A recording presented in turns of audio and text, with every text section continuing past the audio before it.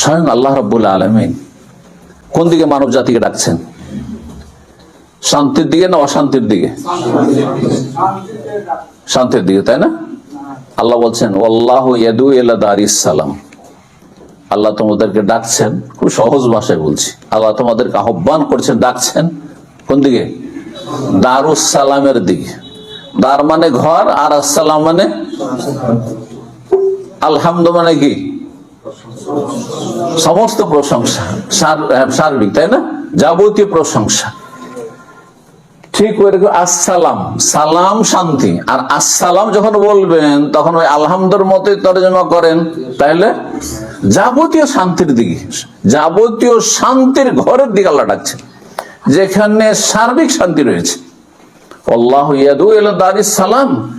তাহলে দিনের দাওয়ার কাজ, দিনের দিকে আহ্বান করা, ভালো মানুষ বানানো মানুষকে,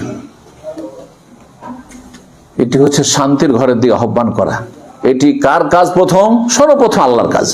স্বয়ং আল্লাহ কাজটি করেছেন, স্বয়ং আল্লাহ কাজটি করেছেন। তারপরে এখানে আরেকটি জিনিস শিখার বিষয় রয়েছে, এবং আমাদের পাশে প্রতিবেশী যারা মুসলিম রয়েছে তাদেরকে মেসেজ দেওয়ার বিষয় রয়েছে, যে আমরা আসসালাম শান্তি দিই, পিসের দিকে ডাকছি, কিন্তু আমরা অশান্তি দিয়ে ডাকি না। কারণ আমাদের রব সৃষ্টিকর্তা, আমাদের আল্লাহ, তিনি কোন দিকে ডাকছেন? শান্তির ঘরের দিকে ডাকছেন, অশান্তির ঘরের দিকে ডাকছেন, অশান্তির ঘরের দিকে ডাকছেন না। আল্লাহু ইয়াদউ ইলা দারিস সালাম ওয়া ইয়াহদি মান ইয়াশাউ ইলা সিরাতিল মুস্তাকিম। অন্য আয়াতে বলছে আল্লাহু ইয়াদউ ইলাল জান্নাতি ওয়াল মাগফিরাতি বিইজনিহি। আল্লাহ তোমাদেরকে ডাকছেন কোন দিকে? ইলাল জান্নাতে, জান্নাতের দিকে ডাকছেন। ওয়াল মাগফিরা, আর কোন দিকে ডাকছেন? তার ক্ষমার দিকে, মার্জনা দিয়ে ডাকছেন। যখন মানুষের সাথে শত্রুতা হয়ে যায়, মনোমালিন্য হয়ে যায়, তখন কি ডাকে, ইশারা ইঙ্গিতে যে আমরা একটু মিলে যাই, না পালাবার চেষ্টা করে? তাহলে